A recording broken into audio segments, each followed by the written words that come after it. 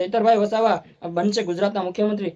જી હા મિત્રો, કેમ કે ભલે ચૈતરભાઈ વસાવા જેલની અંદર છે અને જેલની બહાર નથી, કેમ કે આવનારા સમયમાં ચૈતરભાઈ વસાવા જો જેલની બહાર આવશે ને તો બનશે ચૈતરભાઈ વસાવા ગુજરાતના મુખ્યમંત્રી. જી હા મિત્રો, કેમ કે તમને બધા લોકોને ખબર છે કે 2027માં મુખ્યમંત્રીની ચૂંટણી આવી રહી છે.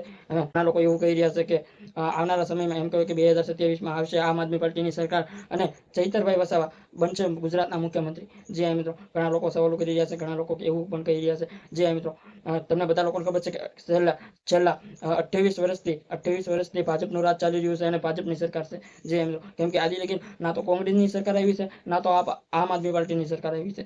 છેલ્લે 28 વર્ષથી ભાજપની રાજ ચાલ્યું છે અને ભાજપની સરકાર આવી રહી છે. જી હા મિત્રો, હવે ઘણા લોકો એવું કહી રહ્યા છે કે 2027માં મુખ્યમંત્રીની સીટ ઉપર બેસે ચૈતરભાઈ વસાવા અને રાજગદ્દી ઉપર બેસે ચૈતરભાઈ વસાવા. જી હા મિત્રો, એવું સવાલો કરી રહ્યા છે અને એવું કહી રહ્યા છે.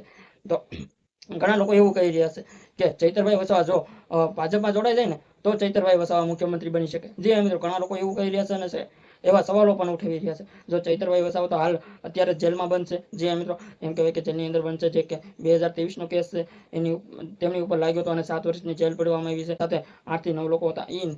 8 લોકો તો છૂટી ગયા છે, પણ હવે ચૈતરભાઈ વસાવા એક જેલની અંદર બનશે. જે આમ તો હવે ચૈતરભાઈ વસાવાને જેલમાંથી બહાર કાઢવા માટે ઘણા લોકો અને આદિવાસી સમાજના લોકો કોશિશ પણ કરી રહ્યા છે જેલની બહાર કાઢવા માટે. જે એમ તો ઘણા લોકો એવું કહી રહ્યા છે કે આવનારા સમયમાં એમ કહેવાય કે 2027માં જે મુખ્યમંત્રીની ચૂંટણી આવી રહી છે એમાં આમ આદમી પાર્ટીનું રાજ ચાલશે અને આમ આદમી પાર્ટીમાંથી એમ કહેવાય કે મુખ્યમંત્રી બનશે ચૈતરભાઈ વસાવા. જે મિત્રો એવું કહી રહ્યા છે.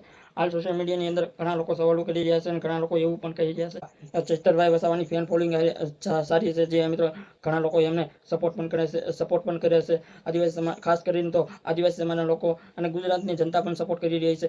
જે મિત્રો, તમને બધા લોકોને ખબર છે. અને આમ ગણો તો આમ આદમી પાર્ટીમાંથી બે એવા નેતા છે જેની વધારે ફેન ફોલોઈંગ છે, ગોપાલભાઈ ઇટાલિયા અને ચૈતરભાઈ વસાવા.